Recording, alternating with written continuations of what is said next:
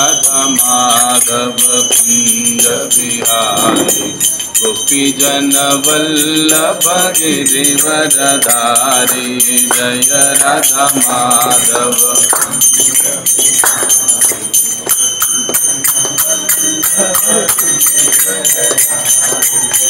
यशोदानंदन व्रज जन रंजन यशोदा यमुना तीरवनचारी यमुना तीरवनचारी जय राधा माधव कुंज बिहारी गोपी जन वल्लभ गिरिवरधारी जय राधा गोपी जन वल्लभ गिरिवरधारी यशोदानंदन व्रज जन रंजन यशोदा ओ यशोदानंदन व्रज जन रंजन यशोदा यमुना तीरवनचारी यमुना ओ यमुना तीरवनचारी यमुना। बोलो श्री श्री राधा कृष्ण चंद्र भगवान की जय।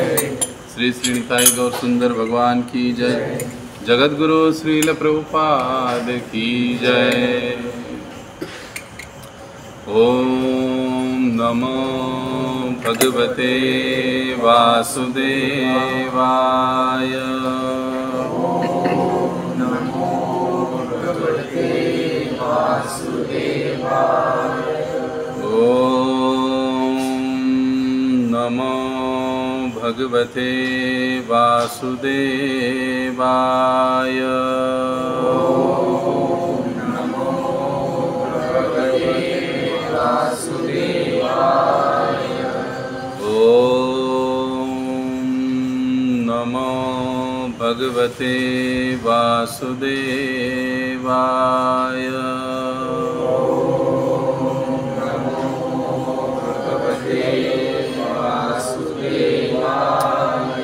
नारायणं नमस्कृत्यं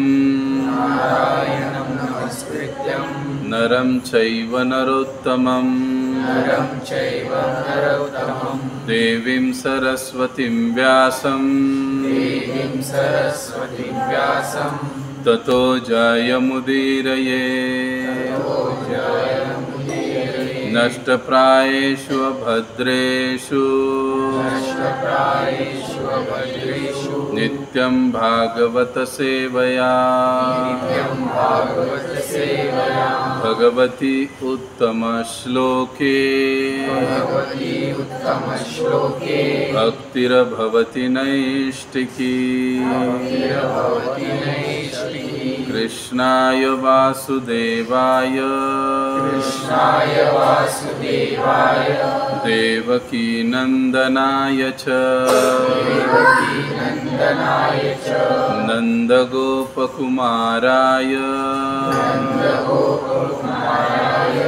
गोविंदाय नमो नमः।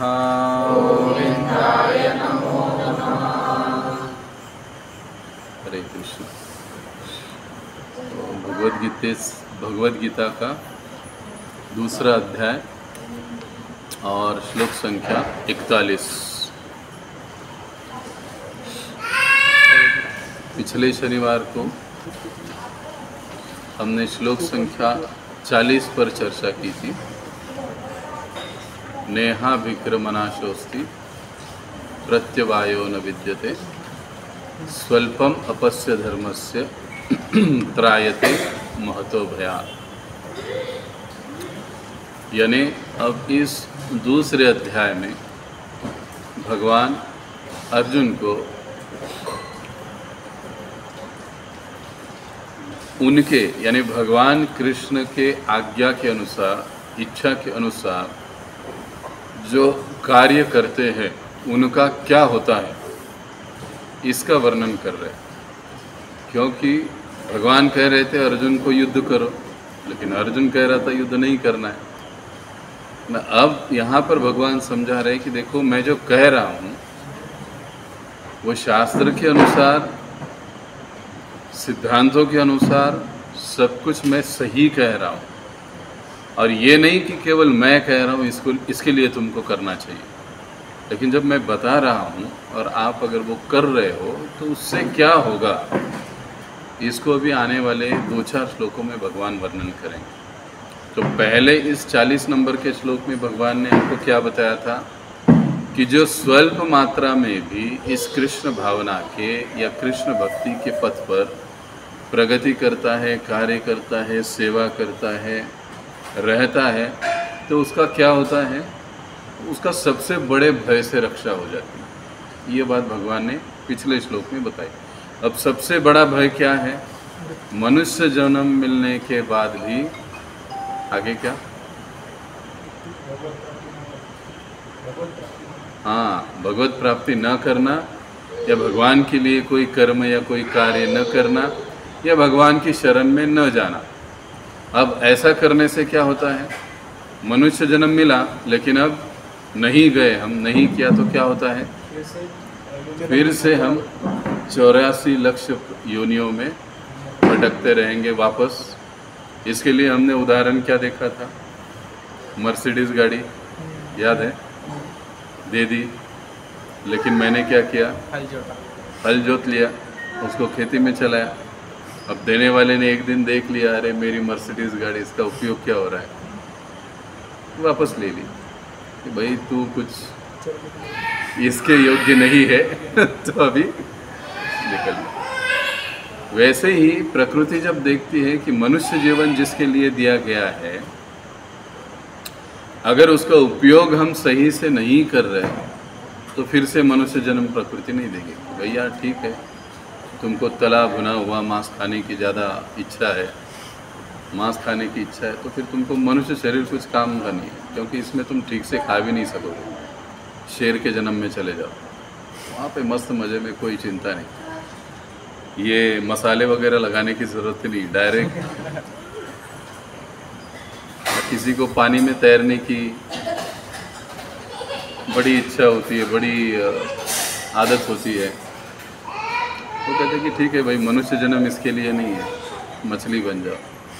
अच्छा है, क्योंकि तुम अपना सारा जीवन उसी में व्यतीत कर रहे हो, तो अच्छा है कि तुमको उसके अनुसार ही शरीर दिया जाए। ये शरीर तुम्हारे किसी काम का नहीं।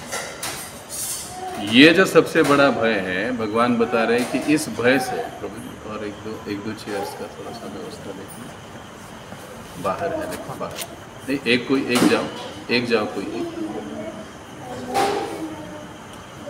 तो इस सबसे बड़े भय से रक्षा हो जाती है। अब इस 41 नंबर के श्लोक में भगवान उसके थोड़े आगे की बात बताते हैं कि जो लोग इस मार्ग पर चलते हैं, अभी कैसे होता है, मार्ग पता है, मार्ग पर आते हैं, थोड़ा चलते हैं, फिर यूटर्न ले लेते हैं, फिर भटक जाते हैं, यूटर्न ले लेते हैं, छोड़ देते हैं, निकल जाते हैं, आते नहीं। अब भगवान इस 41 नंबर के श्लोक में क्या कह रहे हैं कि अब जो बीच में छोड़ देते हैं उनका क्या होगा, उसकी बात आगे होगी। लेकिन अब यहाँ पे क्या बता रहे हैं कि इस मार्ग पर जो चलते हैं और इसमें दृढ़ रहते हैं और उनका लक्ष्य भी एक होता है। अब भक्ति में आने के बाद लक्ष्य क्या है? भगवान की प्राप्ति करना। लेकिन प्राय इस्कॉन में आने के बाद लोग क्या कहते हैं, अमेरिका जाने को मिलेगा, रशिया जाने को मिलेगा। हाँ, ये होता है, कंसेप्ट होती है। हम लोग इतने लोगों से मिलते हैं, प्रभु जी ऐसे लोग डायरेक्ट पूछते, प्रभु जी मैं आऊँगा लेकिन क्या मुझे अमेरिका जाने को मिलेगा? यस मिलेगा ना, क्यों नहीं मिलेगा। हम जैसे प्रीस्ट प्रचारक बनो, जाओगे, जा सकते हो आराम से। कहने का तात्पर्य क्या है कि लक्ष्य एक ही होता है, और वो लक्ष्य क्या है? भगवान की प्रसन्नता, भगवान की प्राप्ति। तो भगवान कहते कि जो इस प्रकार से रहते हैं उनकी बात तो अलग है, लेकिन जो इस प्रकार से दृढ़ प्रतिज्ञ नहीं है, उनकी जो बुद्धि है, भगवान कहते अनेक शाखाओं में विभाजित होती है। अब ये माजरा क्या है, इसको हम श्लोक को गाएंगे, अनुवाद को पढ़ेंगे, तात्पर्य को पैराग्राफ पैराग्राफ पढ़ेंगे और समझ लेंगे। तो अब हम सभी श्लोक को दोहराएंगे। व्यवसायात्मिका बुद्धि, व्यवसायात्मिका बुद्धि, एकेह कुरु नंदन, एकेह कुरु नंदन, बहुशाखा अनंताश्च, बहुशाखा अनंताश्च, बुद्धयो अव्यवसायिनां, बुद्धयो अव्यवसायिनां, व्यवसायात्मिका बुद्धि, व्यवसायात्मिका बुद्धि, एकेह कुरु नंदन, एकेह कुरु नंदन, बहुशाखा अनंताश्च, बहुशाखा अनंताश्च, बुद्धयो अव्यवसायिनां, बुद्धयो अव्यवसायिनां, क्षमा करना, अव्यवसायिनां, ऐसे वो शब्द है। जो एस लगा हुआ है ना, उसमें अ छुपा हुआ है, संधि का। व्यवसायात्मिका बुद्धि, व्यवसायात्मिका बुद्धि, एकेह कुरु नंदन, एकेह कुरु नंदन, बहुशाखा अनंताश्च, बहुशाखा अनंताश्च, बुद्धयो अव्यवसायिनां।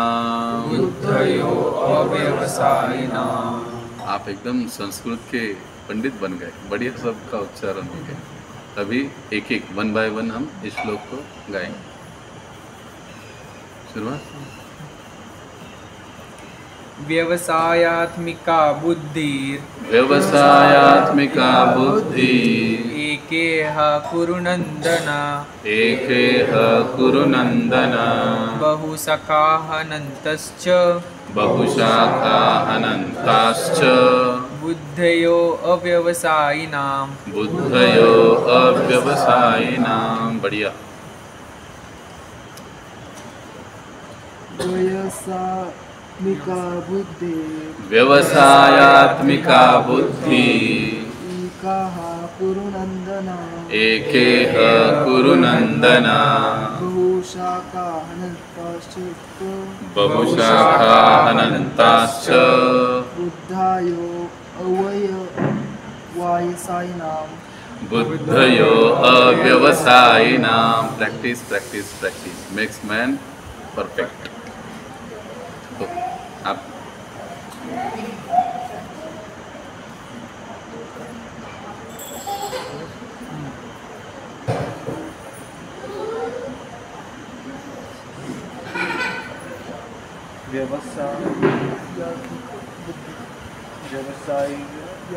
व्यवसायात्मिका पढ़िए पढ़िए, प्रैक्टिस से ही हम सीखेंगे। हाँ, इसको ये चाहिए आपको, उसमें अंग्रेजी में होगा। हाँ, ये चाहिए, ये डी सीधा संस्कृत पढ़िए। व्यवसायात्मिका बुद्धि, व्यवसायात्मिका बुद्धि,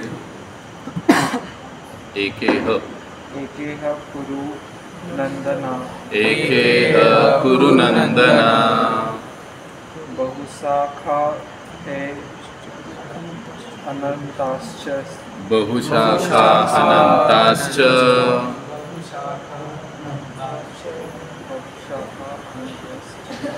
बुद्धयो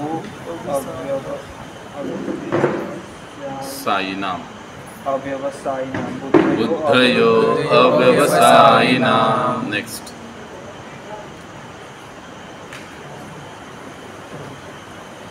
व्यवसायात्मिका बुद्धि, व्यवसायात्मिका बुद्धि, कुरु नंदन, एकेह कुरु नंदन, बहुशाखा अनंताश्च, बहुशाखा अनंताश्च,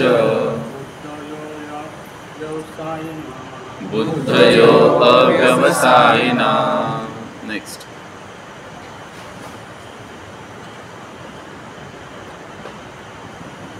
व्यवसायात्मिका बुद्धि, व्यवसायात्मिका बुद्धि,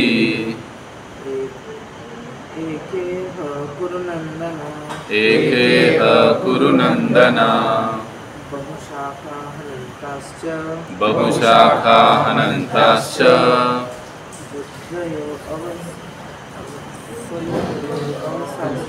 बुद्धयो अव्यवसायिनाः।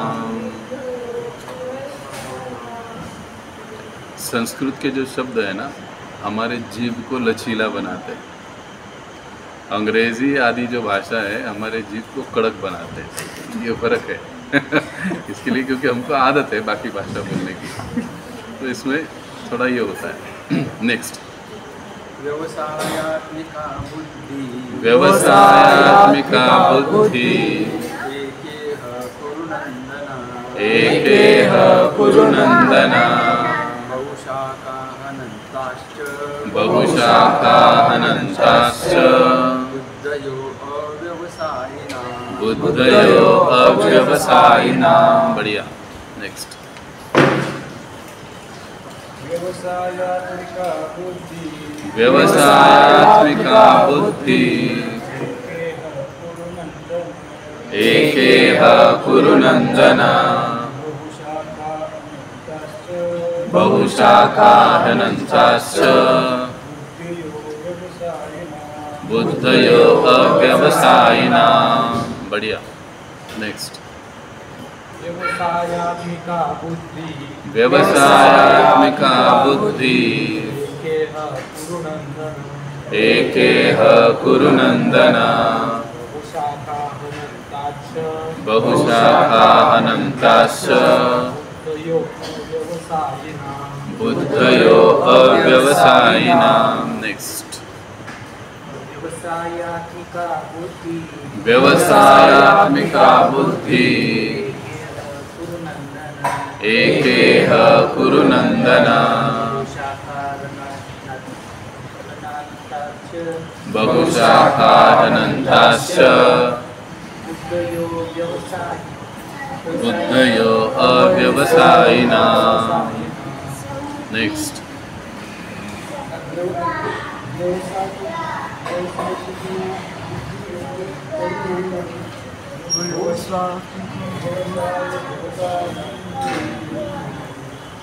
व्यवसायात्मिका बुद्धि एकेह कुरुनन्दनः बहुशाखाहनन्ताश्च बुद्धयो अव्यवसायिनाः। नेक्स्ट, व्यवसायात्मिका बुद्धि एकेह कुरुनन्दन बहुशाखाहनन्ताश्च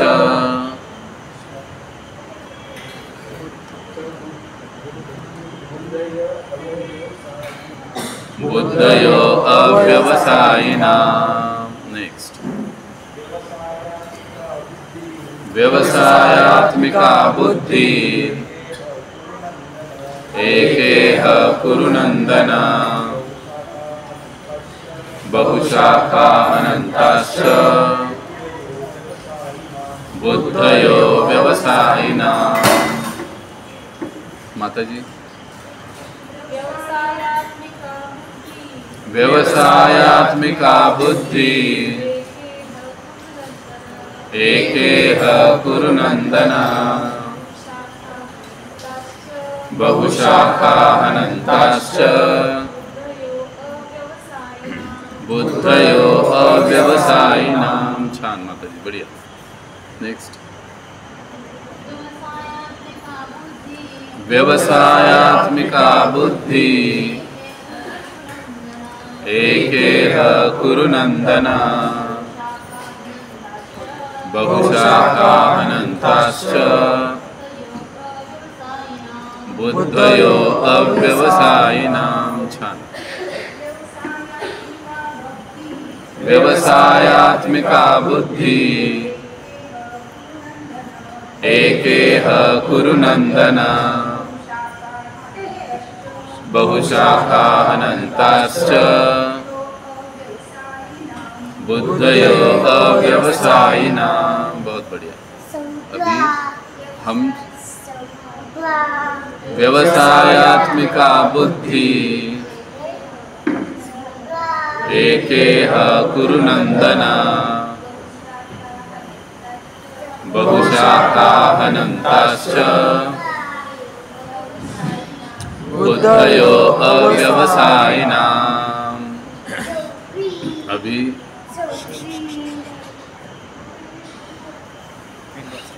अभी हम शब्दार्थ व्यवसाय आत्मिका कृष्ण भावनामृत में स्थिर बुद्धि यानी बुद्धि एका एकेह जिसको हम कहा एका इह इसका हुआ एकेह यानी एकमात्र इस संसार में कुरुनंदन हे कुरुओं के प्रिय पुत्र यानी अर्जुन बहुशाखा अनेक शाखाओं में विभक्त ही निसंदेह अनंतः असीम च भी बुद्धयः बुद्धि अव्यवसायिनाम जो कृष्ण भावनामृत में नहीं है।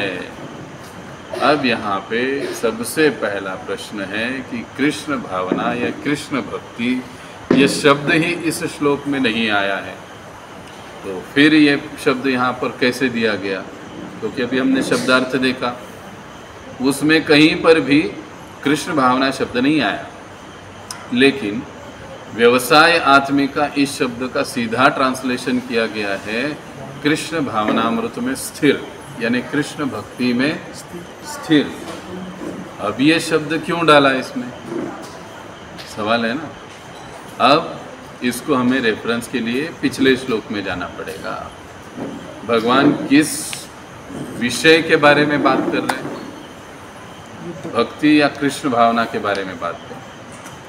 अब वो बात उन्होंने पीछे कहाँ पर कही, स्वल्पम अपस्य धर्मस्य, इस धर्म के रास्ते पर यानी कृष्ण भक्ति के रास्ते पर कृष्ण भावना के रास्ते पर।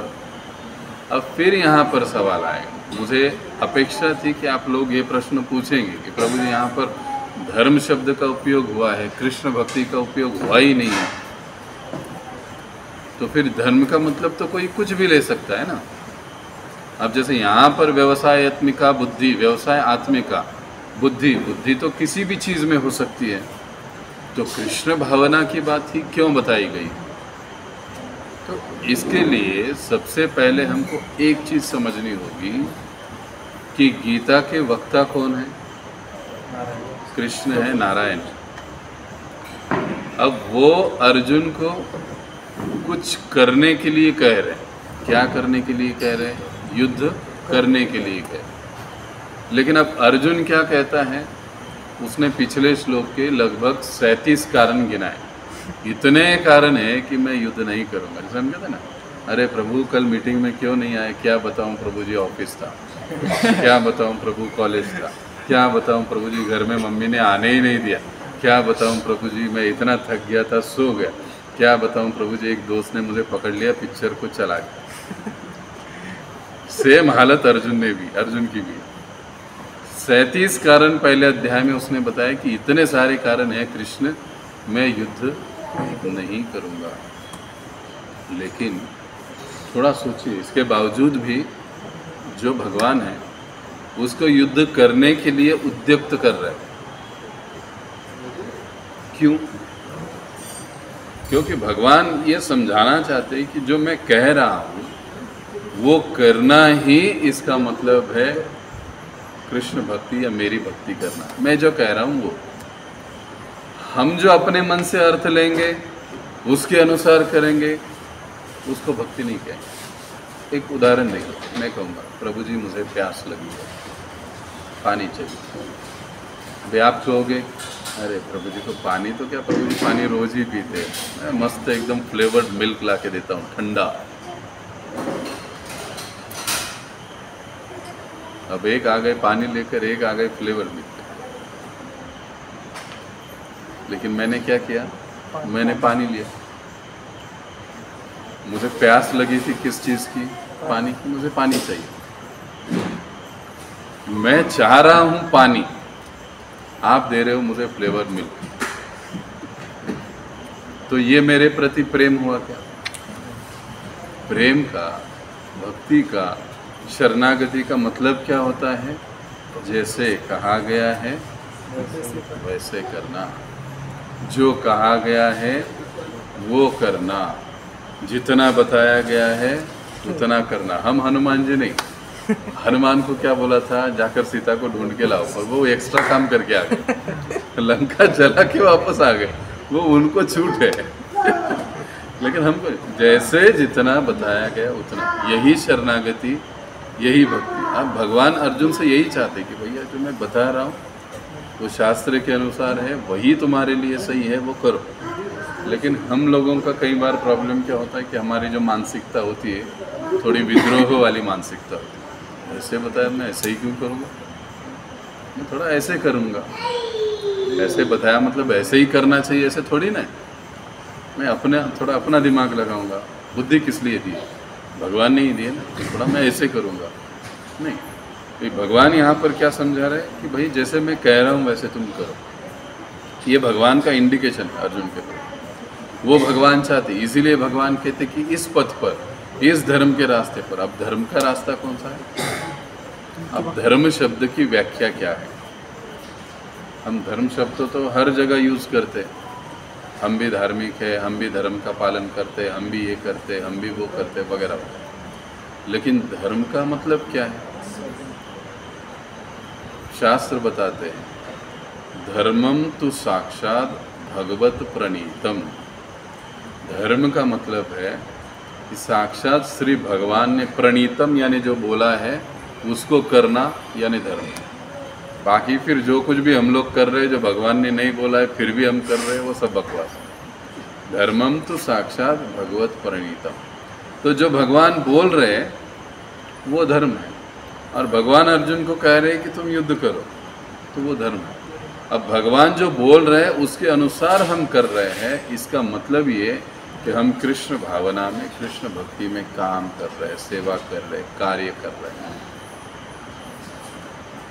इसी भूमिका को ध्यान में रखते हुए यहाँ पर व्यवसायत्मिका इस शब्द के जगह पर कृष्ण भक्ति शब्द लगा दिया। व्यवसाय आत्मिका यानी जिनकी बुद्धि व्यवसाय करने में, आत्मिका आत्मा का व्यवसाय। दो बातें हैं। अब देखिए हम लोग और डीपली जा रहे हैं। दो चीज़ें इस दुनिया में चलती, एक दो बिजनेस चलते हैं, शरीर का बिजनेस, एक आत्मा का बिजनेस। हम सब कहाँ लगे हुए हैं? अरे ऐसा होता तो फिर क्या कहें। हम सब शरीर के बिजनेस में ही लगे हुए हैं। यहाँ पर 2 घंटे के लिए हम आत्मा का बिजनेस कर रहे हैं, फिर हम बाहर जाएंगे 1 हफ्ता शरीर का बिजनेस। यहाँ से बाहर जाते हम भूल जाते, शरीर का बिजनेस, आत्मा का बिजनेस। अब भगवान यहाँ कह रहे व्यवसाय आत्मिका, आत्मा का व्यवसाय। तो आत्मा का व्यवसाय क्या है? भगवान की भक्ति, नारायण की भक्ति, वो आत्मा का व्यवसाय। क्यों? क्योंकि आत्मा उस परमात्मा का अंश है। बच्चा अगर पिता की सेवा नहीं करेगा तो सुखी कैसे होगा? इसीलिए व्यवसाय आत्मिका, जब सब आत्मा का व्यवसाय, तो आत्मा का व्यवसाय क्या है? कृष्ण भावना या कृष्ण भक्ति, दैट्स ऑल। इसीलिए वो शब्द आ गया। क्लियर हुआ? अब प्रभुपाद जी हमको तात्पर्य में क्या बता रहे हैं इसको हम देखेंगे। कौन पढ़ेगा तात्पर्य? पढ़ो, इंग्लिश चलेगा? हमको समझ में आता है, कोई चिंता नहीं, आप पढ़िए। Faith means unflinching trust in somebody, something sublime. When one is engaged in the duties of Krishna consciousness, he need not act in the relationship to the material world with obligations to family traditions, humanity or nationality. Fruitive activities Hey, where are you? Where? From where are you? यहाँ पर परपोट fruitive। पहले हाँ 241 उसका ये पढ़िए ना, translation पढ़िए ना पहले। हाँ। Those who are in the path, those who are in this path, resolute in purpose, and their aim is one. O beloved child of the Kuru, The intelligence of those who are irresolute is many branched. अब purport फिर से पढ़ो पूरा. हाँ Faith, हाँ. Faith means unflinching trust in something sublime. When one is engaged in the duties of Krishna consciousness, he need not act in the relationship to the material world with obligations to family traditions, humanity or nationality. Fruitive activities are engagements of one's reaction from past good or bad deeds. When one is awake in Krishna consciousness, he need no longer endeavor for good results in activities. When one is situated in Krishna consciousness, all activities are on the absolute plane, for they are no longer subject to dualities like good and bad. The highest perfection of Krishna consciousness is reunification of material conception of life. The state is automatically achieved by the progressive Krishna consciousness. The resolute purpose of a person in Krishna consciousness is based on knowledge. Okay आगे का पढ़ूं? नहीं ये paragraph complete हुआ आपका? हाँ. अब यहाँ पे क्या बताया गया है कि यह दृढ़ श्रद्धा कि कृष्ण भावनामृत द्वारा मनुष्य जीवन की सर्वोच्च सिद्धि प्राप्त कर सकेगा व्यवसायत्मिका बुद्धि कहलाती है. जैसे हमने कहा ना, व्यवसाय आत्मिका, आत्मा का व्यवसाय है कि कृष्ण भावना में या कृष्ण भक्ति में दृढ़ श्रद्धा, और इस दृढ़ श्रद्धा से ही हम लोग सहज ही सर्वोच्च सिद्धि यानी भगवान की प्राप्ति कर सकते हैं. कई बार प्रभुपाद जी को प्रश्न पूछा जाता था कि Prabhupada what is Krishna consciousness, ये कृष्ण भावना आपका है क्या? तो प्रभुपाद जी एकदम रिलैक्स होकर जवाब देते थे, Krishna consciousness means just chanting, fasting, feasting and dancing. Krishna भावना का मतलब जप करो, उपवास करो, बढ़िया से खाओ फिस्टिंग और नाचो, नाचो गाओ खाओ, that's all, that is Krishna consciousness. इसलिए देखो वहाँ पर है कि जैसे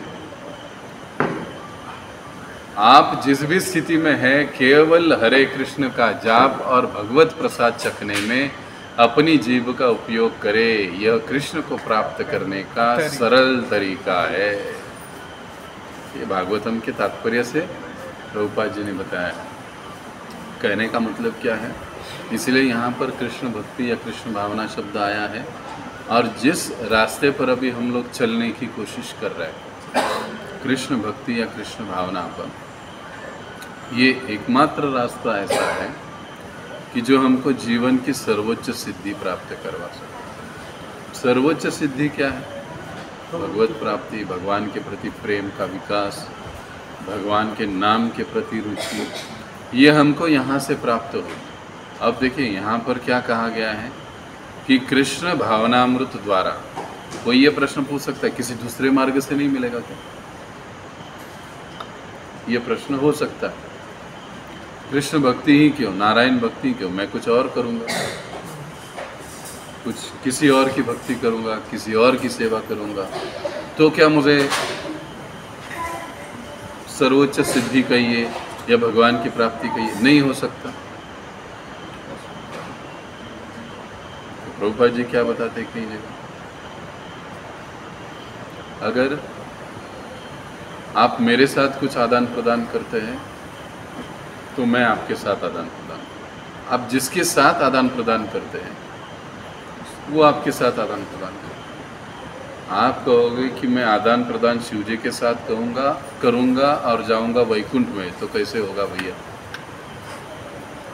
इसका दूसरा मतलब क्या, सारे बसेस पुणे में जितनी भी पीएमटी घूमती है वो सब शेवाड़वाड़ी, क्या मैं हमेशा देता हूँ ये उदाहरण, हर रास्ता अलग स्थान पर ले जाता है. इसी को भगवान गीता में क्या कहते हैं, पितरो यान्ति पितृवता, देवान यान्ति देव यान्ति देवेज्जा.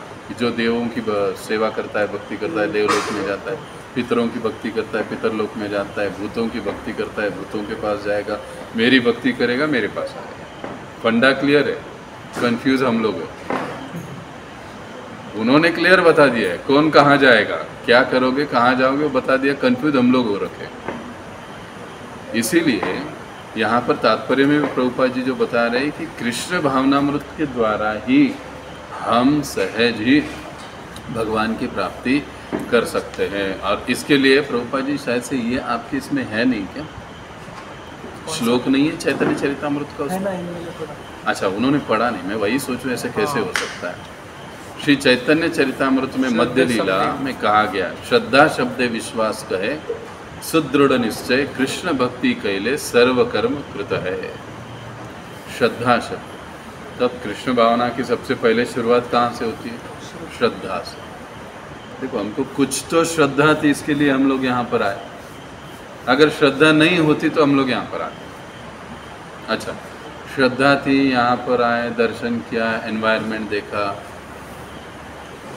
कुछ सुना, श्रद्धा थोड़ी बढ़ गई। अरे नहीं, बढ़िया है, अच्छा है,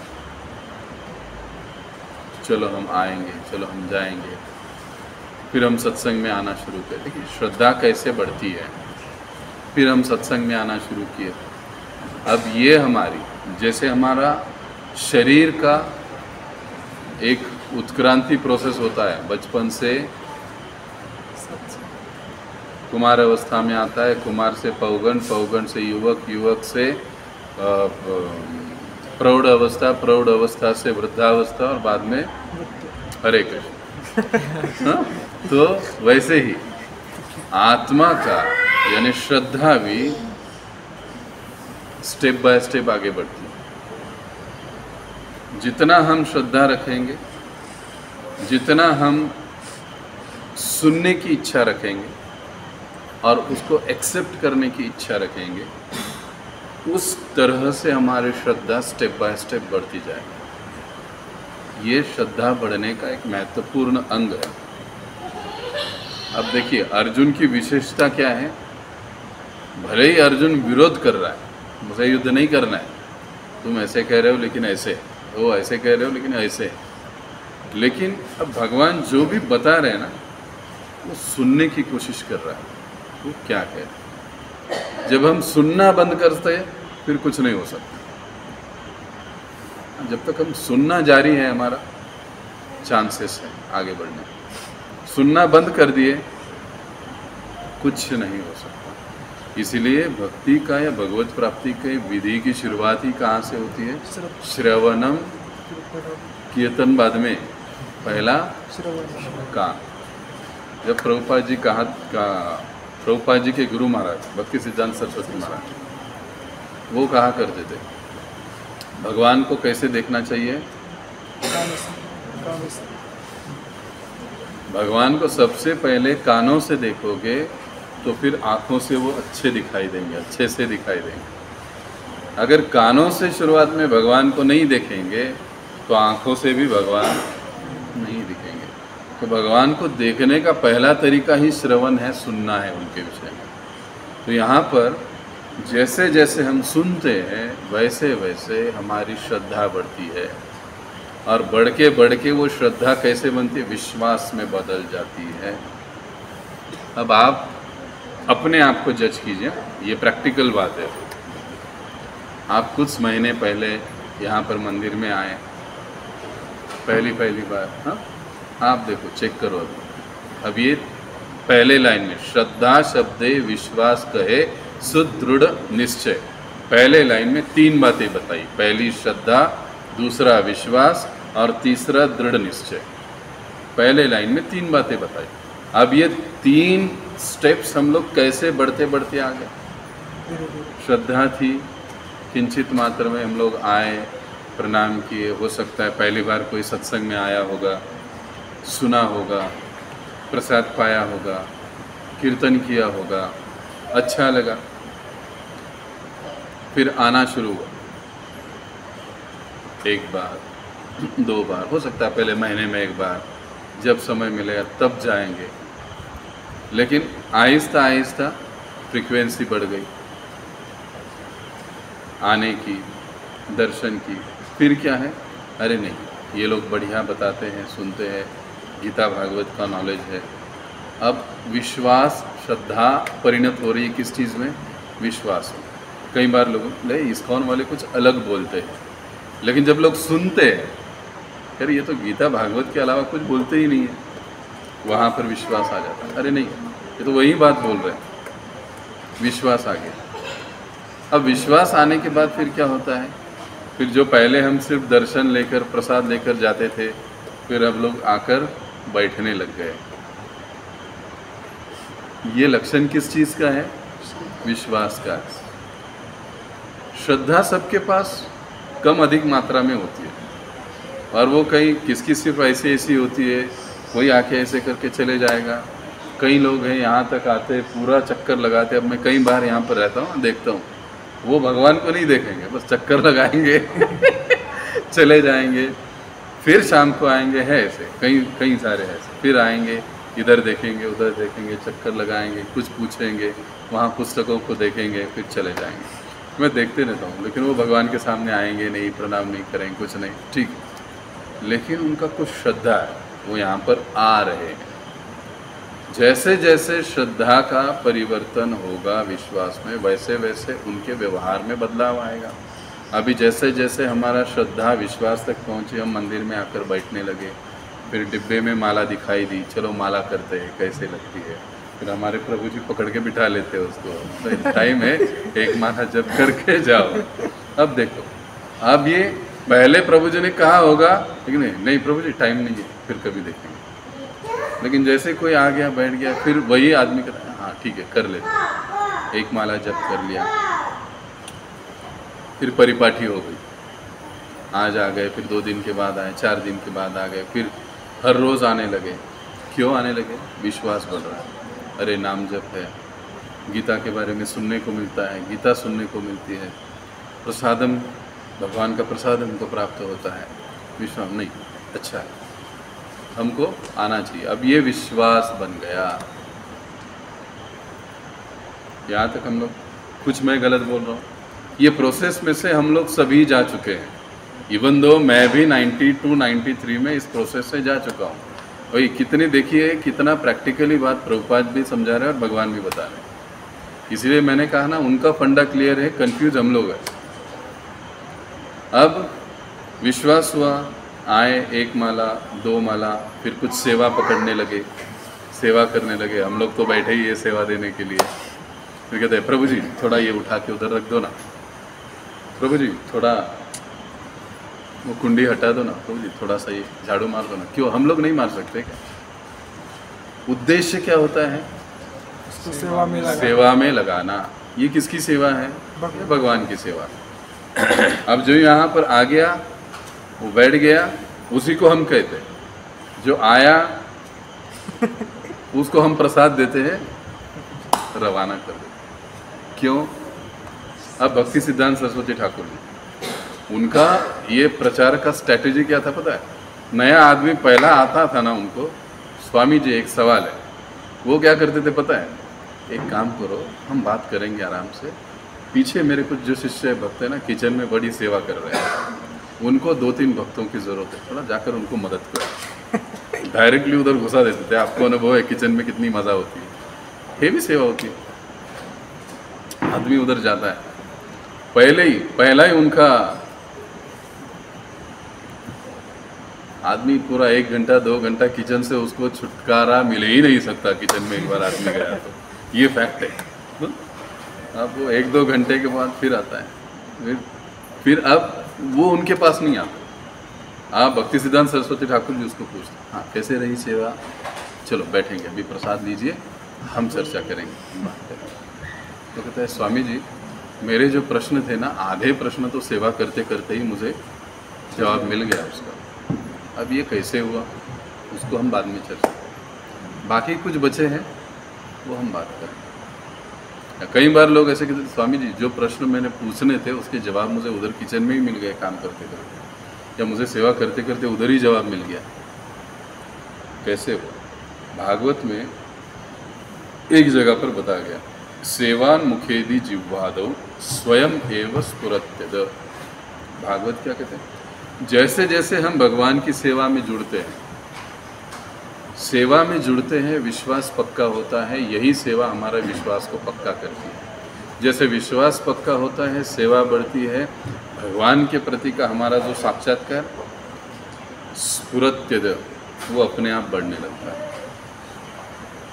इसीलिए प्रायः हमने बीच में चर्चा की थी ना, अभी हम लोग लगभग 6-7 महीने से यहाँ पर आ रहे हैं, हम लोग सुन रहे हैं। अभी हमको क्या करना चाहिए? हमारा अगला स्टेप, हमको सेवा में जुड़ना चाहिए और अपनी मालाओं को बढ़ाना चाहिए और सेवा में जुड़ना चाहिए। इससे क्या होगा? विश्वास पक्का होगा।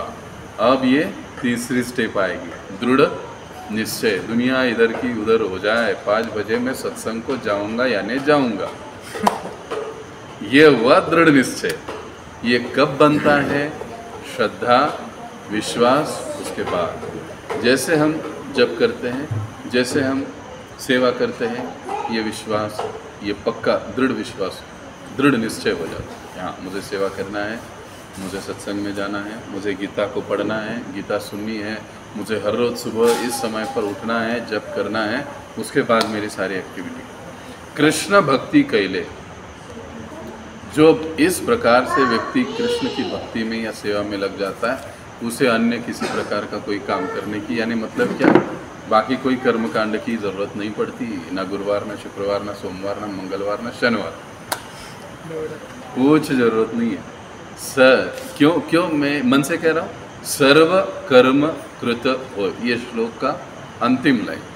सभी कर्म करने के बराबर है, एक काम करने से, कृष्ण भक्ति करने से। ऑल इन वन, कृष्ण भक्ति यानी ऑल इन वन है। इसीलिए हम लोग देखते हैं वैष्णव लोग बाकी के फंदे में पड़ते ही नहीं। एकले ईश्वर कृष्ण, भगवान केवल कृष्ण है, वही सब कुछ पार कराएंगे। इसलिए हम विट्ठल को क्या कहते हैं? विठोबा। बा मतलब पिता, बाप। किसका बाप? हमारा बाप। लेकिन केवल हमारा बाप नहीं, सबका बाप, विठोबा।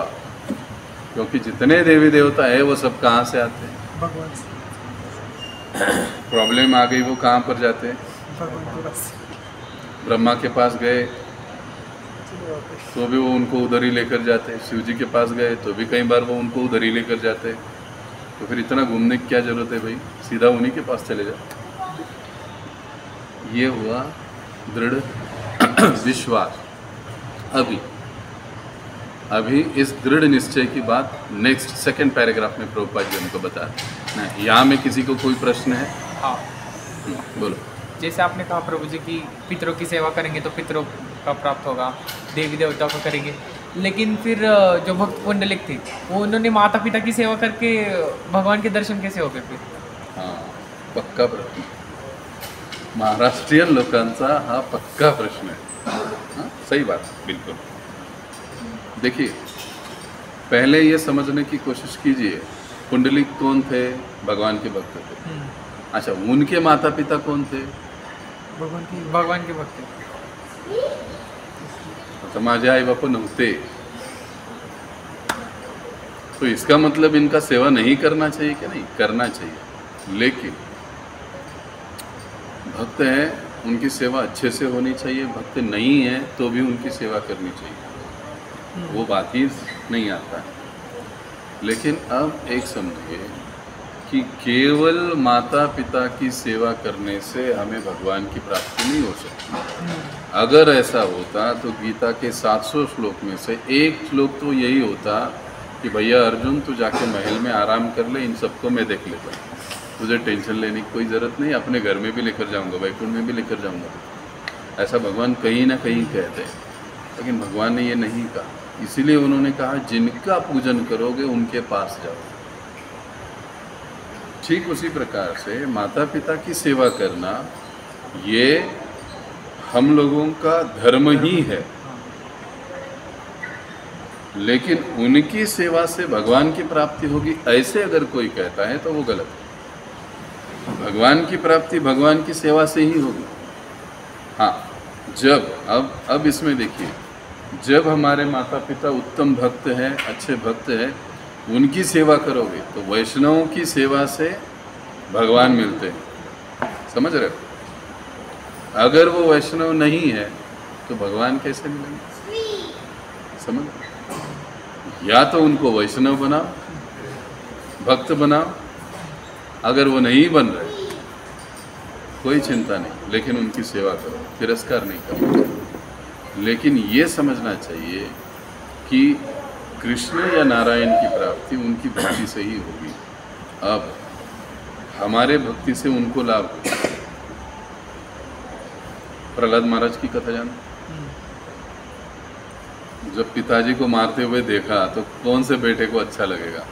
अंत में प्रहलाद भी थोड़े मायूस हो गए कि ठीक है प्रभु, आप मेरे बुलाने पर आए, सब हुआ, लेकिन अब लोग तो कहेंगे ये तो बाप का हत्यारा निकला। ये इतना बुरा था मेरा पिताजी, मैं भी मानता हूँ, लेकिन इनकी गति के लिए कुछ तो कीजिए। तब नरसिंह भगवान क्या बोलते हैं? नरसिंह स्तुति भागवत में अध्याय है उसका। प्रहलाद महाराज नरसिंह भगवान की स्तुति करते हैं और उत्तर में नरसिंह भगवान भी प्रहलाद जी से कुछ कहते हैं। वो कहते हैं कि तुमको बोलने से पहले ही मैंने इनका उद्धार कर दिया है, तुमको बोलने की ज़रूरत नहीं है। जो भक्त बनता है ना, उसकी अगली 7 पीढ़ी, पिछली 7 पीढ़ी इनका पहले ही उद्धार हो चुका होता है। अब कैसा भक्त? पक्का भक्त।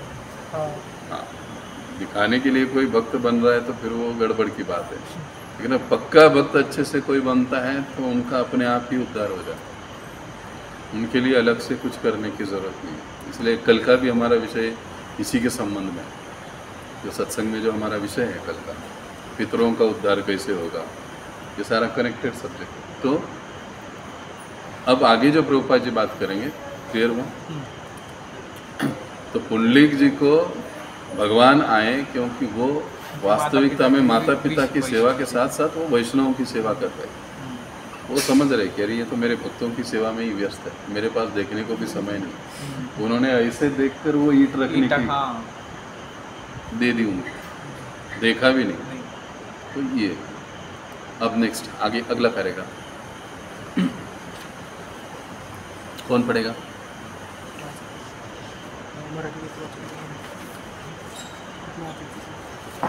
मराठी हिंदी का छोट्या भगवद्गीता कुठे गेला? मागा गेला। ओके, इसको घुमाओ। नहीं, घुमाओ इसको, चलो कोई चिंता है, मुझे याद है। Second paragraph. कृष्ण भावना भावित व्यक्ति का दृढ़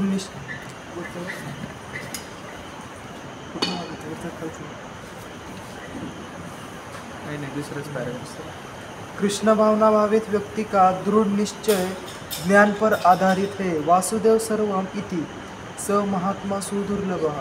कृष्ण भावना भावित व्यक्ति अत्यंत दुर्लभ जीव है, जो भली भांति जानता है कि वासुदेव या कृष्ण समस्त प्रकट कारणों के मूल कारण है। जिस प्रकार वृक्ष की जड़ सिंचने पर स्वतः ही पत्तियों तथा टहनियों में जल पहुँच जाता है, उसी तरह कृष्ण भावना भावित होने पर मनुष्य प्रत्येक प्राणी की अर्थात अपने परिवार की, समाज की, मानवता की सर्वोच्च सेवा कर सकता है। यदि मनुष्य के कर्मों से कृष्ण प्रसन्न हो जाए तो प्रत्येक व्यक्ति संतुष्ट होगा, किंतु कृष्ण भावना अमृत में सेवा गुरु के समर्थ निर्देशन में ही ठीक से हो पाती है, क्योंकि गुरु कृष्ण का प्रामाणिक प्रतिनिधि होता है, जो शिष्य के स्वभाव से परिचित होता है और उसे कृष्ण भावनामृत की दीक्षा में कार्य करने के लिए मार्ग दिखा सकता है। अतः कृष्ण भावनामृत में दक्ष होने के लिए मनुष्य को दृढ़ता से कर्म करना होगा और कृष्ण के प्रतिनिधि की आज्ञा का पालन करना होगा। उसे गुरु के उपदेशों को जीवन का लक्ष्य मान लेना होगा। श्रील विश्वनाथ चक्रवर्ती ठाकुर ने गुरु की प्रसिद्ध प्रार्थना में उपदेश दिया है। ओके, इसको हम बाद में पढ़ेंगे। अब यहाँ पर क्या बताया है? कि जो दृढ़ निश्चय कैसे आता है, ज्ञान से आता है। बगैर ज्ञान का हमारा निश्चय नहीं हो सकता। इसीलिए प्रभुपाद जी कहा करते थे, बिगर ज्ञान का धर्म यानी केवल भावुकता है। कई बार होता है ना घर में, अरे आप ये क्यों कर रहे हो, मेरे पिताजी कर रहे थे इसके लिए मैं कर रहा हूँ। उनको पूछे, वो कहते हैं हमारे पिताजी कर रहे थे इसके लिए हम लोग कर रहे हैं, या हमारे घर वाले कोई पूर्वज करते थे इसके लिए क्यों कर रहे हैं पता नहीं। वो कर रहे थे इसके लिए हम कर रहे हैं, हम करेंगे इसके लिए हमारे आगे वाले करेंगे। लेकिन जब किसी विषय वस्तु का व्यवस्थित रूप से ज्ञान हमें जब होता है, तो वो विषय वस्तु, वो कार्य हम लोग ठीक से करते, अच्छे से करते, पूरे विश्वास के साथ करते। अभी क्या होता है, अभी हम लोग कर तो लेते, अभी देखो ये पितृपक्ष का महीना चल रहा है, हर एक की पद्धति अपनी होती है, अलग होता है, हर एक अपने अपने पद्धति से करते रहते हैं। लेकिन एक्चुअली विधि क्या है किसी को पता नहीं। चैलेंज देता हूँ मैं, एक्चुअल विधी क्या आहे किसी को पता नाही आहे, लेकिन आमचे आई वडील वरती छतावर नेऊन ठेवत होते, आम्ही पण नेऊन ठेवतोय। अहो ठेवतोय, पण त्याची काय पद्धत, उसका क्या तरीका है, क्या पद्धत है, वो हमें पता। ये हमारी दुर्दशा क्यों हुई, क्योंकि हमारी गुरुकुल सिस्टम हमारे अंग्रेज़ों ने तोड़ दी थी। जब तक वो सिस्टम था तब तक ये सारी चीज़ें सबको सही रूप से पता थी। जैसे वो सिस्टम बंद हुआ फिर ये सारी चीज़ें गड़बड़ा गई, किसी को कुछ पता ही नहीं। तो ज्ञान जो है वो व्यक्ति को दृढ़ निश्चयी बनाता है। इसीलिए हम लोग जोर क्यों देते गीता के अध्ययन पर, क्योंकि गीता यह एक ऐसा ग्रंथ है कि जिससे हम कई सारी चीज़ें जो हमारे दैनिक जीवन में आवश्यक है उसको हम सीखते भी है, उसको हम समझते भी।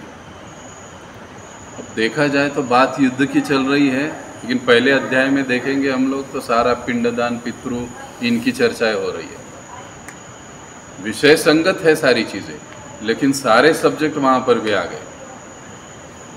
अब इस दूसरे अध्याय में हम देखेंगे आत्मा की चर्चाएं हो रही है, लेकिन आत्मा के साथ साथ भगवान खुद के बारे में भी बता रहे, भक्ति के बारे में भी बता रहे। यानी गीता ये ऐसा ग्रंथ है कि कोई सब्जेक्ट ऐसा नहीं है जो इसमें नहीं है, सारी चीज़ें इसमें आएंगी जैसे जैसे हम उसका अध्ययन करेंगे। इसलिए ज्ञान होना किसी चीज़ का सही रूप से बड़ा महत्वपूर्ण है। और हम देखते हैं कि एकमात्र इस्कॉन एक ऐसा संस्था है, अब मैं इस्कॉन वाला हूँ इसके लिए नहीं बोल रहा हूँ, आप इसको चेक करो। जो काउंसलिंग सिस्टम हम कहते हैं ना वो इस्कॉन में, बाकी अन्य जगहों पर आपको नहीं दिखाई। चेला किधर, गुरु किधर, साल में एक बार मिलेंगे, गले लगेंगे, 25,000 देंगे, काम खत्म, यही चलता है। लेकिन अगर हम जब इस्कॉन में आते हैं, देखो हम लोगों का फंडा क्या होता है, सीधे आप जैसे लोग आ गए बैठे, जो सिंसियर है, जो गंभीर है, जो प्रामाणिकता से करना चाहते हैं, हम लोग उनको साथ ले लेते। जो टाइम पास है उनको निगलेक्ट कर देते। हम अपना टाइम क्यों वेस्ट कर रहे हैं। अब ऐसे इस सिस्टम में जब आते हैं तो इस सिस्टम में आने के बाद सिस्टमेटिकली सारी चीज़ों का नॉलेज दिया जाता है। एक तो गीता का ज्ञान, उसके बाद विज्ञान की बात है कि इस नॉलेज को अपने जीवन में कैसे उतारा जाए, कैसे उतार सकते, ये भी हम लोग सीखते। सही बात है, ये भी हम लोग स्टेप बाय स्टेप सीख रहे। तो जब तक हमको कृष्ण भावना का सही ज्ञान नहीं होता है, दृढ़ निश्चय तक हम लोग नहीं पहुंचते। इसीलिए ना हमारे प्रभु जी बार बार फ़ोन करते, प्रभु जी आ रहे हो, आज मीटिंग है। क्यों? क्योंकि मैं उनको बताता हूँ, बेचारे फ़ोन करते अपना सारा ऑफिस का काम छोड़कर करते हैं ना। क्यों बुलाया जाता है? जब तक हम पढ़ेंगे नहीं, जब तक हम सीखेंगे नहीं, जब तक हम जानेंगे नहीं, तब तक हम लोग धर्म का पालन कर ही नहीं सकते। इसीलिए ये बार बार बुलाया जाता है, बताया जाता है। तो प्रभुपाद जी यहाँ पर कहते हैं, एक उदाहरण देखिए प्रभुपाद जी ने दिया, वृक्ष और उसकी जड़ का।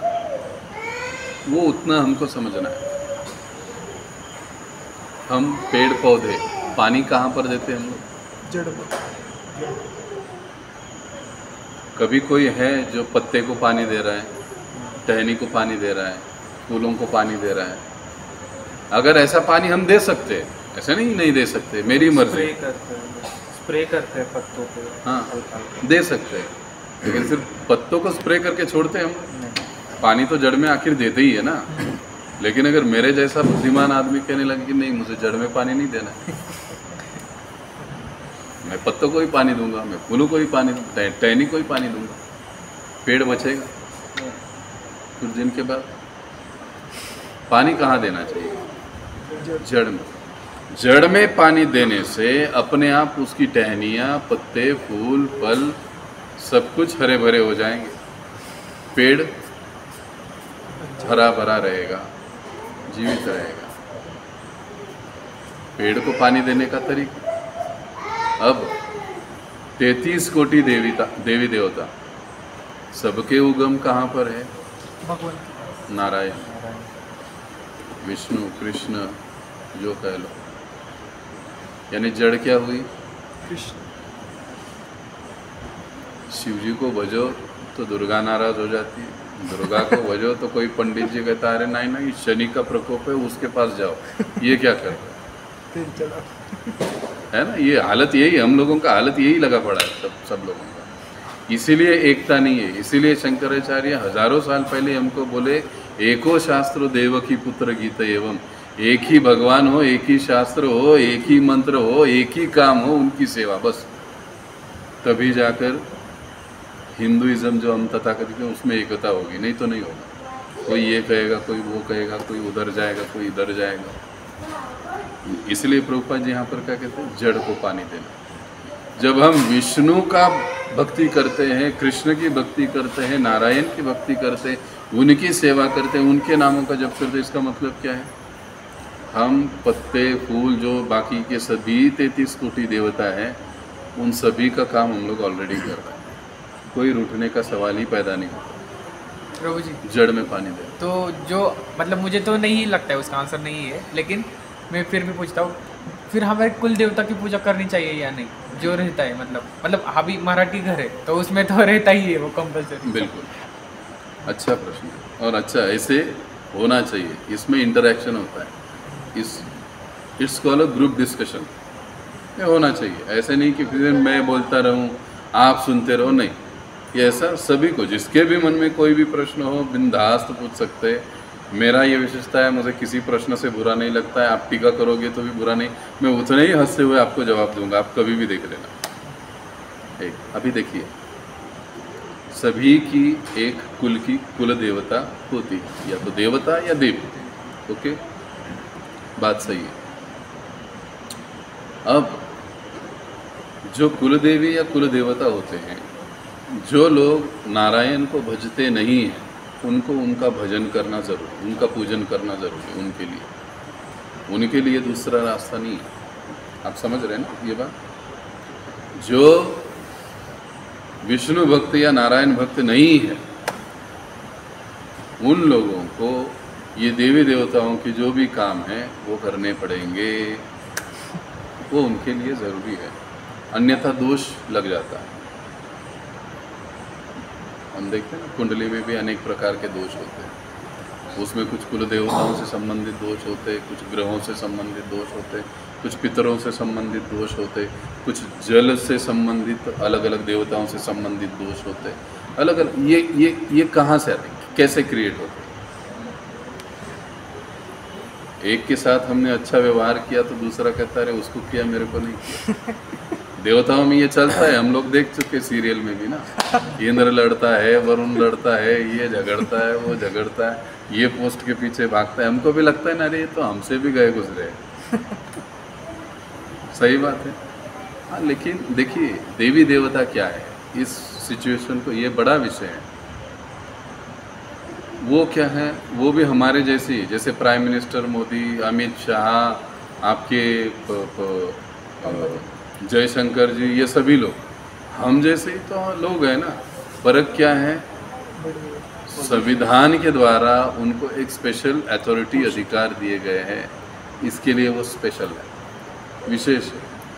उनका कार्य, उनका सम्मान, ये सारी चीज़ें विशेष है। वैसे ही देवी देवता हम जैसे ही लोग हैं, जीव है साधारण, लेकिन उनको कुछ डिपार्टमेंट दिए गए चलाने के लिए। वरुण देवता को पानी, सूर्य देवता को बिजली, हाँ, सरस्वती माता को शिक्षा विभाग, गणेश जी को बुद्धि विभाग, और क्या क्या, सभी को अपना अपना, और उनको वो अथॉरिटी दी गई है।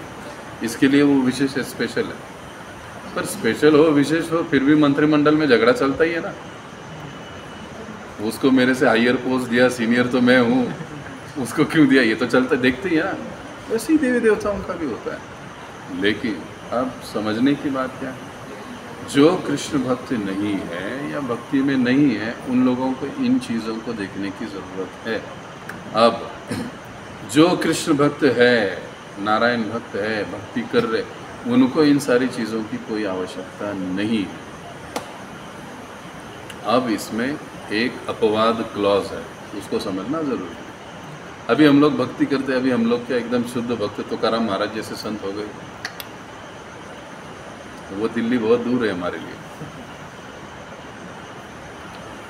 इसीलिए प्राय भक्त जब हम बनते हैं प्रारंभिक अवस्था में, तो कुछ हद तक जो ज़रूरी चीज़ें हैं वो करने में कोई दोष नहीं है। लेकिन देवताओं का पूजन ही सर्वस्व है, ये धारणा से हमको निकलना पड़ेगा। हमको मुक्ति अंततो गत्वा जन्म मृत्यु के चक्र से कौन छुड़ा सकता है? नारायण या कृष्ण। कोई कुल देवता नहीं, कोई ग्राम देवता नहीं, कोई नहीं, न शनिदेव नहीं, न शिव जी नहीं, कोई नहीं। हमको मुक्ति दे सकते हैं सिर्फ नारायण। हाँ, शिव जी की भक्ति करने वाले शिवलोक में जाते हैं, वो उनका भी पुनः जन्म नहीं होता, वो बात भी है। लेकिन वो तत्व अलग है, विषय अलग है, गहन है। किसी दिन जब गीता में उसका समय आएगा, हम लोग डिटेल में उसका चर्चा करेंगे। लेकिन नारायण की भक्ति करना यानी जड़ को पानी देना। जो जड़ को पानी दे रहा है, फिर से उसको फूलों पौधों टहनियों को पानी देने की ज़रूरत नहीं है। अगर हम अच्छे से कृष्ण भक्ति कर रहे हैं तो इन सारी चीज़ों की हमें कोई ज़रूरत नहीं पड़ती है। लेकिन माताओं की दृष्टि से, जब बड़ी फैमिली में हम लोग रहते हैं, 4 लोग भक्त है, 2 लोग भक्त नहीं है, या 2 लोग एक ही भक्त है, 4 लोग भक्त नहीं है, तो गड़बड़ हो जाएगी। सास कहेगी कि भैया तुझे तो ये देवी को नहलाना पड़ेगा, स्नान करवाना पड़ेगा, ये सब करना पड़ेगा। होगा ये तो कर सकते हैं, लेकिन समझ ये होना ज़रूरी है कि हमारे वास्तविक मुक्तिदाता भगवान नारायण ही है। एक हमारे कर्तव्य की दृष्टि से हमें उसको करने की कुछ समय तक आवश्यकता है। लेकिन प्राय अगर आप देखोगे भक्तों के घर में, हरे कृष्ण भक्तों के घर में आप देखोगे तो बड़ा सा अल्टर होगा, भगवान होगी उसमें, बाकी कुछ वो भी कुछ ना था, बाकी कुछ नहीं होता है। क्यों? क्योंकि उनको पता है भैया इतना करेंगे बस है। कितना 33 करोड़ के पीछे घूमेंगे, 33 कोटि के पीछे कितना घूमेंगे, इसके पीछे उसके पीछे कितनी अगरबत्ती दिखाएंगे, कितने दिए लगाएंगे, किसको क्या क्या देंगे, संभव नहीं है। तो उनके लिए जिनका विश्वास दृढ़ हो चुका है, ये उनका काम है। तो सब कुछ छोड़ देते, एक ही रास्ते को पकड़ लेते। ये कैसे होता है? हमारे कहने से होता है। ये कहना भी गलत है, अरे अभी तुम माला जप रहे हो, ये कर रहे हो, इस देवता को नहीं भजना चाहिए, इसका पूजा नहीं, निकालो इसको, गलत। जैसे जैसे आपका विश्वास दृढ़ होगा, बढ़ेगा, आप उस दृष्टि से उससे दूर चले जाओगे, अपने आप को सारी चीज़ें छोड़ दोगे और केवल भगवान श्री कृष्ण में पूर्ण विश्वास रख के उनकी सेवा में पक्के हो जाओगे। Next paragraph. हाँ बोलिए। Service in Krishna consciousness is, however, best practiced under the able guidance of a spiritual master who is bona fide, irrespective of Krishna. Okay. Yes. Who knows the nature of student and who can guide him to act in Krishna consciousness. As such, to be well versed in Krishna consciousness, one has to act firmly and obey the respective of Krishna, and one should accept the instruction of the bona fide spiritual master as one's mission is in life. Srila Vishwanath Chakravarti Thakura instructs us in his famous prayers for the spiritual master as follows. Okay, Yes, yeah. ठीक है। आपको इसमें पूछना क्या?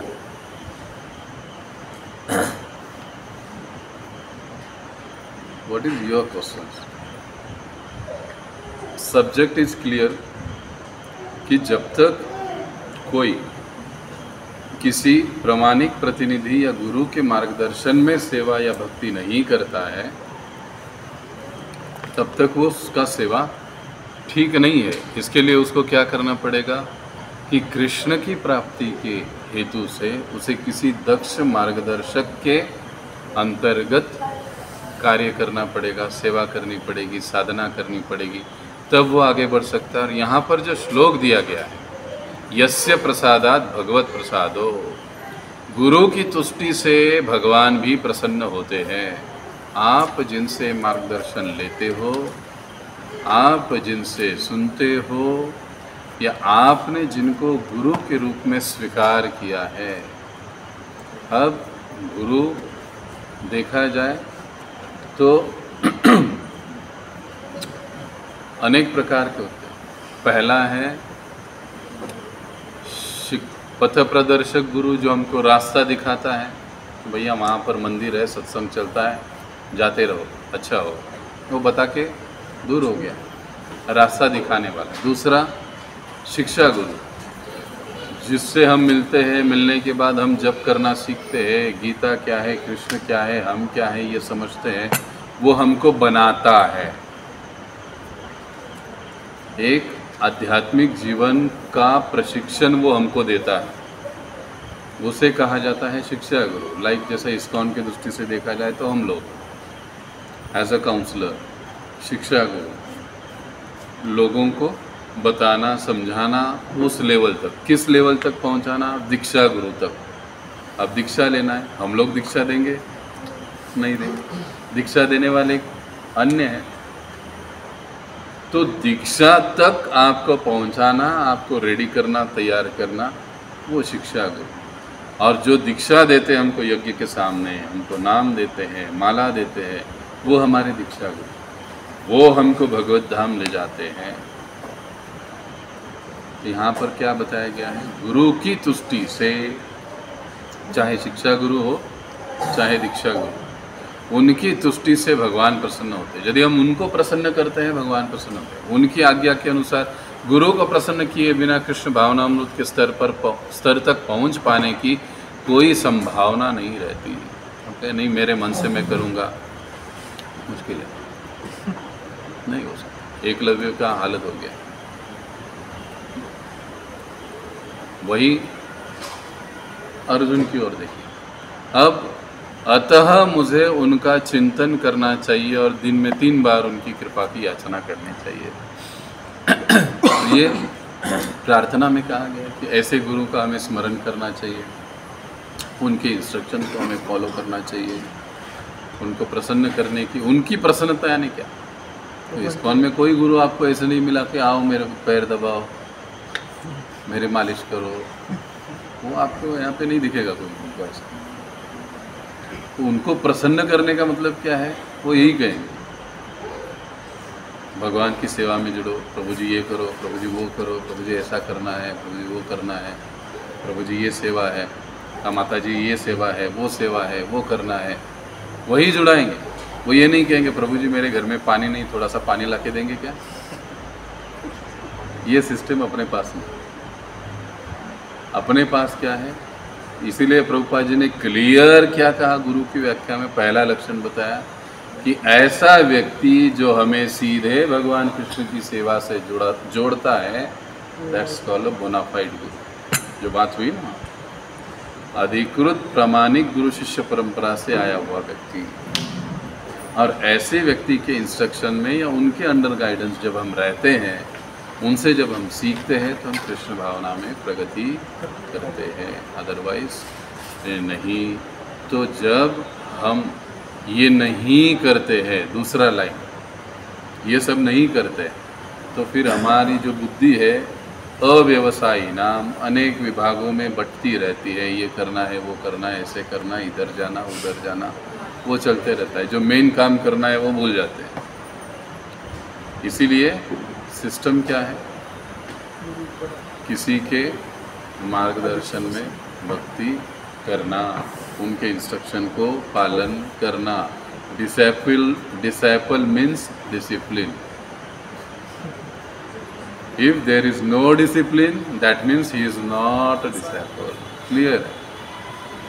Discipline, spiritual life, discipline का life है। आपने मुझे देखा, मैं कभी लेट आता हूँ?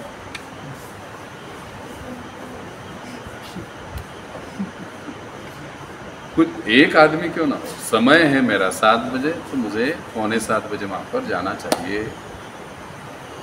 On time is always late. Before time, उसको कहते हैं ऑन टाइम। ऑन टाइम 7 बजे। अरे भैया ये हमारा इंडियन मेंटालिटी है। अगर आप फॉरेन कंट्री में जाओ, वहाँ के भक्तों को अगर हम लोग देखते हैं ना, 7 बजे कीर्तन चालू है तो 6:30 बजे वहाँ पर रहेंगे, सारा अरेंजमेंट करेंगे, सब कुछ करेंगे, हमने देखा है। और 7 बजे उनका पहरा चालू हो जाएगा, सेवा काम जो भी है। लेकिन हम लोग इंडियन सुधरते नहीं हैं तो चलते रहता है, कहीं पर भी जाओ। लेकिन वो कहने का तात्पर्य है किसी एक के अंतर्गत रहकर हमको शिक्षा मिलनी चाहिए। अच्छा, अब कुछ चीज़ें हैं, यहाँ पर हम रुकेंगे। कोई प्रश्न है किसी का तो आप पूछ सकते हैं। आज भी हम लोग ये नहीं ले पाए वैष्णव आचार संहिता, हाँ, हम उसको अगली बार कंप्लीट करेंगे। तो यहाँ पर अब आप लोग प्रयास कीजिए, जैसे लास्ट टाइम मैंने कहा था, गौर आरती के लिए 7 बजे आने का। आप लोग गाने की प्रैक्टिस कीजिए, आपको ही करना है। आपको कोई डांटेगा नहीं, कोई नहीं कुछ बोलेगा, जैसे आपको करना है। बजाने वाला आ सकता है, गाने वाला आ सकता है, गा सकते, मंदिर आपका है, आप आइए और कीजिए। देखिए, अगर हम समय दे रहे हैं, हम जितना आएंगे, हम जितना करेंगे, उतना हम लोग आगे बढ़ेंगे। अगर हमें उस फील्ड में आगे बढ़ना नहीं, तो फिर हम समय क्यों दे रहे हैं? समय दे रहे हैं, इसका मतलब क्या है कि हमको आगे जाना चाहिए। तो वो समय का सही यूटिलाइजेशन, चाहे माता जी हो ना, माता जी लोग भी कीर्तन कर सकते हैं, वो भी सीख सकते हैं, जो बाकी माता जी लोग हैं, आप लोग भी कर सकते हो। संडे समय होता है, आ जाइए 4 साढ़े 4 बजे, अपना बैठ के सिस्टम लगाइए, आपका ये चालू कीजिए, जैसे आता है वैसे गाना चालू कीजिए। हम लोगों को देखिए, मंदिर नया है, लोग नए हैं, अपॉर्चुनिटी है। और मेरा नेचर आप सभी लोग, आप ये लोग तो जानते हैं, नॉर्मली डांटना मेरे डिक्शनरी में है नहीं। मैं बहुत रेयर डांटा, कुछ एकदम गंभीर बात होगी तो मैं कभी डांट देता, अदरवाइज मैं नहीं डांटता। आप लोग कोशिश कीजिए, इसी से सीखेंगे। देखिए, अभी आप बजा रहे हैं, I am sorry extremely, but हम लोग वीकली 1 टाइम बजाएंगे तो हम नहीं बजा पाएंगे। इसके लिए हमको प्रैक्टिस चाहिए। इसके लिए आप आइए, यहीं पर रहता है सब कुछ, बजाइए। जब भी हम आते 10 मिनट बजा कर चले गए, क्या बात है। आ गए हम लोग दर्शन के लिए, आप लोग तो दर्शन के लिए आते ही रहते हो, आओ दर्शन करो, माला जपो, है समय तो बजाने की प्रैक्टिस करो। कोई भी है, प्रभु जी भी आपको सिखा देंगे। एक ट्यून आपको सिखा दिया, लगे रहो उसमें 1 हफ्ता। तो सीधी सी बात है, आप आइए। और एक बार, अभी जैसे मैंने देखा, आरती है, आरती के समय हमको उपस्थित रहना चाहिए, कहीं बैठना। आप जो सेवा में है वो बैठ सकते, लेकिन जब आरती चालू है मंदिर में, तो हमको सबको खड़े होना चाहिए, खड़े होकर आरती करनी चाहिए। बिकॉज हम भगवान की आरती में, कोई यहाँ बैठा है, कोई वहाँ बैठा है, ये चित्र नहीं होना चाहिए। सभी को आरती के समय आरती के सामने होना चाहिए। प्रयास करें 7 बजे पहुँचे आरती को, तो हम सब मिलकर आरती सीख भी सकते हैं कर भी सकते हैं। और ऐसे कुछ नहीं, हम लोग YouTube में देखते हैं कितने सारे माता जी लोग कीर्तन करते हैं, सब करते हैं। तो इस्कॉन में वो सारी चीज़ तो है नहीं कि माता जी नहीं, प्रभु जी नहीं, वो वाला चीज़ नहीं है। आप लोग आइए, आइए, आगे कीजिए। तो आप सभी का स्वागत है। महत्वपूर्ण बात, अयोध्या यात्रा में कोई आ रहा है, जितने हो सकते आइए, हम लोग और नज़दीक आएंगे। अयोध्या यात्रा का 30 तारीख अंतिम तारीख है। बुकिंग बढ़िया सब चालू है, कुछ ही सीटें अवेलेबल है। हम लोग सिर्फ 50 लोगों को लेकर जा रहे हैं। छोटा यात्रा, सुटेबल, अच्छा, पक्का व्यवस्था। तो 5 दिन हम लोग रहेंगे। तो जिनको भी संभव है प्रभु जी के पास अपना नाम दीजिए और 30 तारीख के पहले अपना जो भी है बुकिंग कंफर्म कर लीजिए। तो यहाँ पर हम रुकेंगे। जगत गुरु श्रील प्रभुपाद की जय। श्रीमद् भगवद गीता की जय।